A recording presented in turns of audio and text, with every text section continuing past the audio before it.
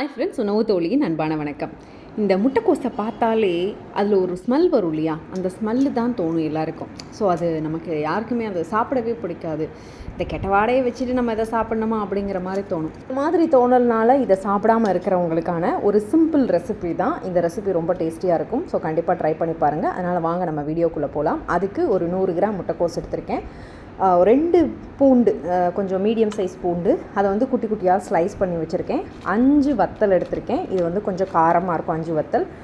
கொஞ்சமாக புளி எடுத்திருக்கேன். ஒரு சின்ன நெல்லிக்காய் அளவு புளி எடுத்திருக்கேன். இந்த 5 வத்தல் வேண்டான்னு நினைக்கிறவங்க என்ன செஞ்சுக்கோங்க, கொஞ்சம் கம்மி பண்ணிக்கோங்க. 4 வத்தல் கூட போட்டுக்கோங்க. குழந்தைங்களுக்கு கொடுக்குறவங்க 3 வத்தலாக கம்மி பண்ணி. ஸோ இது எல்லாத்தையுமே முட்டைக்கோஸை வந்து என்ன செஞ்சு நல்லா எடுத்து கழுவிட்டு கட் பண்ணி வச்சுக்கோங்க. குட்டி குட்டியாக கட் பண்ணி வச்சுக்கோங்க.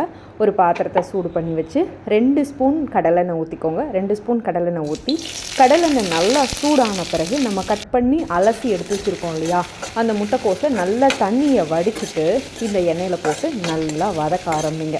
இந்த முட்டைக்கோஸ் வந்து ரொம்ப ஃபுல் ஃப்ளேமில் வச்சு வதக்காதீங்க. கொஞ்சமாக ஃப்ளேம் கம்மியாக வச்சு வதக்கிக்கோங்க. இந்த ஃப்ளேம் கம்மியாக வச்சு வதக்கும் போது தான் அதோட டேஸ்ட் நல்லாயிருக்கும். இந்த முட்டைக்கோஸ் லேசாக வதங்கி வந்த உடனே நம்ம ஏற்கனவே கட் பண்ணி வச்சுருக்கோம் இல்லையா, அந்த 2 பல் பூண்டு, அந்த 2 பல் பூண்டை வந்து நல்லா உதுத்து போட்டு வதக்கி விட ஆரம்பிங்க. இந்த பூண்டும் இந்த முட்டைக்கோஸும் லேசாக செவந்து வர அளவுக்கு வதக்கி விட்டுட்டு அடுத்ததாக வத்தலையும் புளியையும் ஆட் பண்ணிக்கோங்க. இந்த வத்தல் வந்து 5 வத்தல், திரும்பவும் சொல்கிறேன், குழந்தைங்களுக்கு நீங்கள் கொடுக்குறதா இருந்தால் 3 வத்தல் தாராளமானது. வத்தல் இந்த புளி எல்லாத்தையும் சேர்த்து இப்போ நல்லா செவந்து வர வரைக்கும் வதக்கி விடணுங்க. இந்த அளவுக்கு ஒன்று போல் செவந்து வரணும். இந்த செவந்து வர வரைக்கும் நல்லா வதக்கி விட்டுக்கோங்க. செவந்து வந்த உடனே என்ன செஞ்சுக்கலாம், நீங்கள் ஸ்டவ் ஆஃப் பண்ணிக்கலாம்.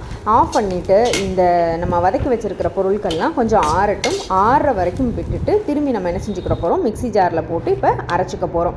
மிக்ஸி ஜாரில் போட்டு அரைக்கும் போது இதில் வந்து தேங்காய் எதுவுமே ஆட் பண்ண வேண்டாம். தேங்காய் எதுவுமே ஆட் பண்ணாமல் நம்ம என்ன செஞ்சுக்கலாம், மிக்ஸி ஜாரில் போட்டு என்ன செஞ்சுக்கலாம், அரைச்சிக்கலாம். அரைச்சி இப்போ எடுத்துடலாம். ஃபஸ்ட்டு நீங்கள் அரைக்க ஸ்டார்ட் பண்ணும்போது தண்ணி ஊற்ற வேண்டாம். அதுக்கப்புறம் இந்த மாதிரி லைட்டாக அரைச்சிக்கிட்டு அதுக்கப்புறம் தேவையான அளவு தண்ணி ஊற்றிக்கோங்க. உங்களுக்கு துவையல் மாதிரி கட்டியாக வேணுன்னா கொஞ்சமாக தண்ணி ஊற்றிக்கோங்க. இல்லை எனக்கு நல்லா சட்னி மாதிரி வேணும் அப்படின்னு நினச்சிங்கனாலுமே கூட கொஞ்சம் தண்ணி ஊற்றிக்கலாம். இந்த ஸ்டேஜில் உப்பு சேர்த்துக்கோங்க. உப்பு சேர்த்து அரைச்சிக்கோங்க. நான் வந்து 2 விதமாகவும் வேணுங்கிறதுக்காக எடுத்து வச்சேன். ஏன்னா துவையல் வந்து நான் சாதத்தில் போட்டு பிசைஞ்சு சாப்பிடுவேன். சட்னி வந்து நான் தோசைக்கு வச்சு சாப்பிட்டுக்குவேன். அதனால் இதை நல்லா அரைச்சி எடுத்துட்டேங்க. அரைச்சி எடுத்துகிட்டு இப்போ தாளிப்பு கொடுக்க போகிறோம். ஒரு பாத்திரத்தில் வந்து 1 ஸ்பூன் எண்ணெய் ஊற்றி, எண்ணெய் காஞ்சதுக்கு அப்புறமேல்ட்டு கடுகு போட்டு, கடுகு வெடிச்சதுக்கப்புறமேல்ட்டு உளுந்தம்பருப்பு போட்டுட்டு கொஞ்சம் கருவேப்பிலை, ஒரு கொத்து கருவேப்பிலை போட்டு, கருவேப்பிலை நல்லா வெடித்து தெரிச்சதுக்கப்புறமேல்ட்டு இந்த சட்னியை எடுத்து அந்த பாத்திரத்தில் போடணும். சட்னிலேருந்து இதில் தாளித்து விடாமல் இதை தூக்கி அதில் கொட்டணும். கொட்டி நல்லா என்ன செஞ்சுக்கோங்க, வதக்கி விட்டுக்கோங்க. இந்த பார்த்திங்களா, இந்த மாதிரி இதுக்கு தேவையான தண்ணி நான் வந்து கொஞ்சம் ஆட் பண்ணிக்கிட்டேன். அந்த மிக்ஸி ஜாரை கழுவி கொஞ்சம் தண்ணி ஊற்றிக்கிட்டேன். இந்த மாதிரி லேசாக வதக்கி விடணும். வதக்கி விட்டு கொஞ்சம் எண்ணெய் பிரிஞ்சு வர ஆரம்பித்தோடனே நம்ம சட்னி ரெடி ஆகிடுச்சு. அதுவும் எந்த ஸ்டேஜில் இருக்கும் நான் உங்களுக்கு இப்போ காமிக்கிறேன். இங்கே பாருங்களேன், இந்த ஸ்டேஜ் வந்தது தாங்க சட்னி ரெடி ஆகிடுச்சுங்கிறதுக்கான அறிகுறி. இப்போ சைடில் ஃபுல்லாக பார்த்திங்கன்னா அந்த எண்ணெய் வந்து பிரிஞ்சிருக்கும். பாத்திரத்தில் வந்து ஒட்டாமல் இருக்கும். இந்த பாத்திரத்தில் ஒட்டாமல் வந்துருச்சுனாலே இந்த சட்னி ஃபுல்லாக ரெடி ஆகிடுச்சுன்னு அர்த்தம்.